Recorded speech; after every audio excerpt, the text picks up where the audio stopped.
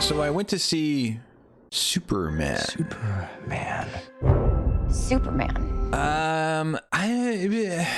It was better than I thought it was gonna be. Of course, I thought it was gonna be an absolute garbage fire.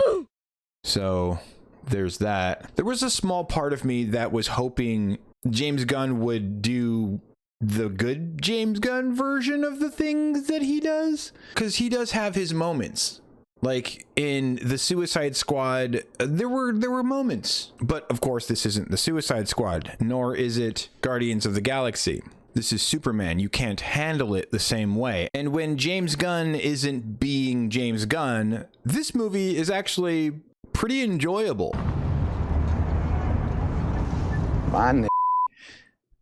For instance, and this isn't spoilery at all, he actually saves people. He actually goes out of his way to save people. It's weird that we don't expect Superman to save people in a Superman movie. And of course, that could just be me, jaded from all of the horrible things that they've had superheroes do over the past, 8 years or so. I appreciated that. It's the bare minimum, but it was nice to see. And even better than that, spoilers! He saves a squirrel. It's just the idea of Superman going out of his way and risking pain and injury to save an innocent creature. That's the thing I appreciate about it. It's very Superman. And David Cornsweet is actually pretty good as Superman. There's some good shit in this movie. That being said, it's a very meh film with nice highlights here and there. It's like, how did you feel about it? Did I feel about it? I don't even know if I did. There was very little happening in here. And then when I came home, I watched Man of Steel. And obviously Man of Steel has its problems as well. Big ones! Even though some of the stuff that he does, some of the ideas that the movie is predicated upon are retarded,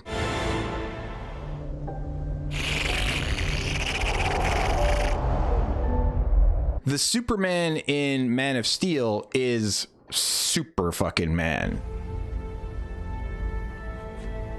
Boss, this man is not our enemy. Thank you, Colonel. If that thing is making Earth more like Krypton, won't you be weaker around it? Maybe. I'm not about to let that stop me from trying.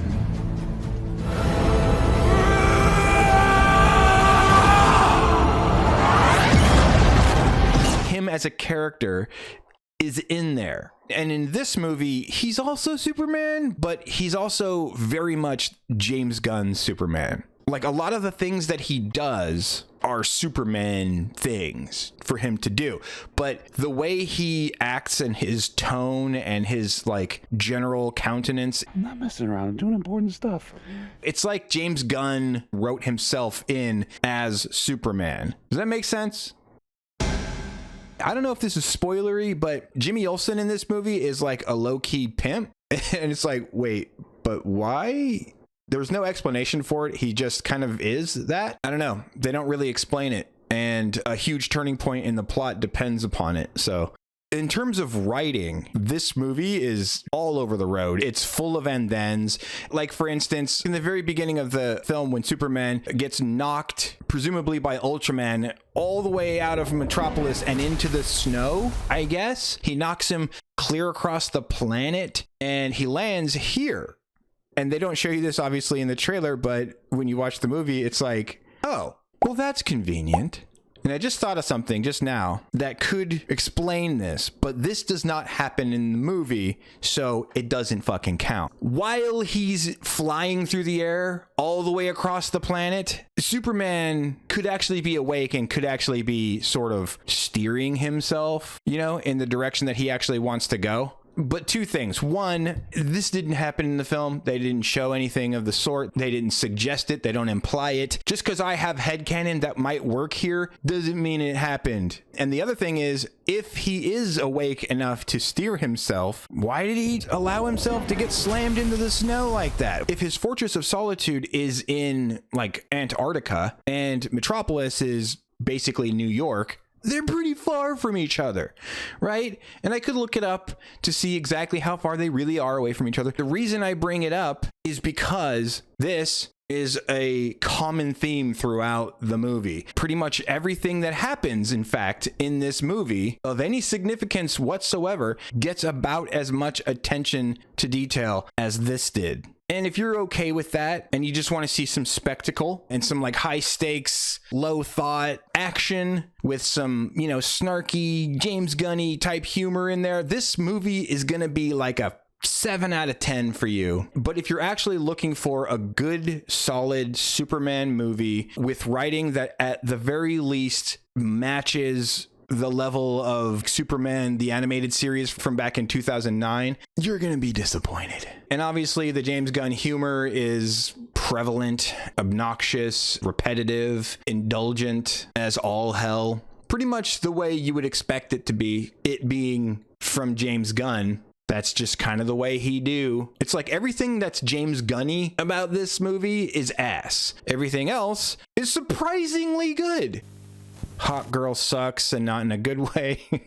You want her to be a hero, but she's like, oh, I'm so disinterested because being interested in stuff is like fucking lame and stuff. And you're just like, okay, dude, but you're a superhero. If you weren't interested, why are you a superhero? Hawk Girl comes from a long line of heroic type people in the first place, right? Like, isn't that true? Why is she so zoomery? When I go and watch something like a Superman movie, I want to escape the world that I live in to at least a degree. That's kind of the point. And yes, you have Superman and the kaiju and like the fucking superheroes and all that stuff, but like the surrounding world doesn't feel like it has been given any attention to detail or effort. Like, for instance, there's a point where like something comes out about Superman, and it's retarded, by the way. The thing that comes out is absolutely lore breaking and stupid. The thing that comes out, pretty much everyone with the phone sees it immediately and then immediately turns on Superman. Everybody's like, oh, Superman's bad.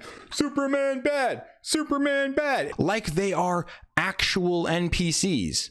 It's just like, wow, the people of this world, they are an actual hive mind. And yeah, it's weird. It's very immersion breaking. And it's just lazy. It's James Gunn. Like I said, overrated as fuck.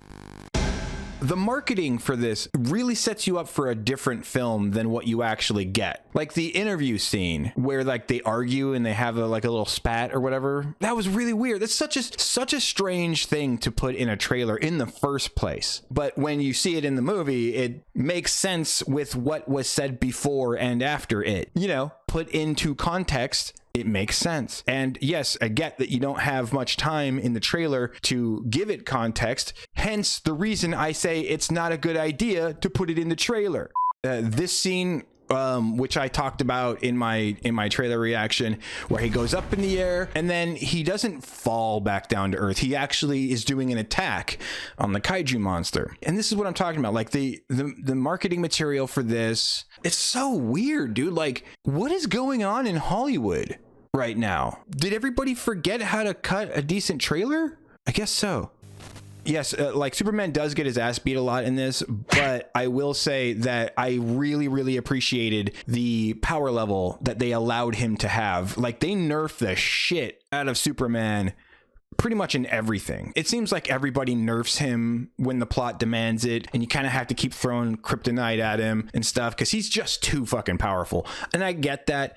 But in this, there were times where he was actually allowed to be at least a fraction of how strong Superman actually is, where normally you see him get nerfed down to like Spider-Man strength. It's fucking maddening. But like, yeah, there's like a couple of points where he holds up buildings by himself and it's not even all that hard for him. He's just like, okay, get going, go. You know, like, I don't want to spoil anything. These are like the best parts of the movie, so I definitely don't want to spoil this, but you know, he does have these moments, and in terms of like, you know, how to weaken him, I kind of like the way they handled that in this as well. Just like mechanically how they handled it was kind of neat. The amount it weakens him, it almost seems like it's kind of crushing him. Yeah, I you know, again, don't want to be spoily, so And yeah, that's pretty much all the things I wrote down. Lots of stuff that I didn't mention that I left out on purpose because I don't want, like I said, I don't want to spoil the movie for anyone who wants to go and see it. It is pretty fun. I don't know if I would say it's worth the price of admission, but good luck with that. I don't know. I think I'd probably wait. If I could have that money back, I think I would. I'd take it back. I could use that money for something else. I need some weed. But yeah, that's pretty much it. Those are my thoughts. Let me know down in the comments what you guys thought about it and how wrong I am about everything I said. And yeah. I'm still working on Wheel of Time episode 6. That is proving to be rather difficult. There's just so many things bad about it. It doesn't matter. It's still coming. That's what she said. Anyway, guys, thanks for watching. Please like, share, and subscribe. Follow me on X. Join the Discord if you want to talk about stuff and nerd out or whatever. And I will see you guys on the next one. Peace.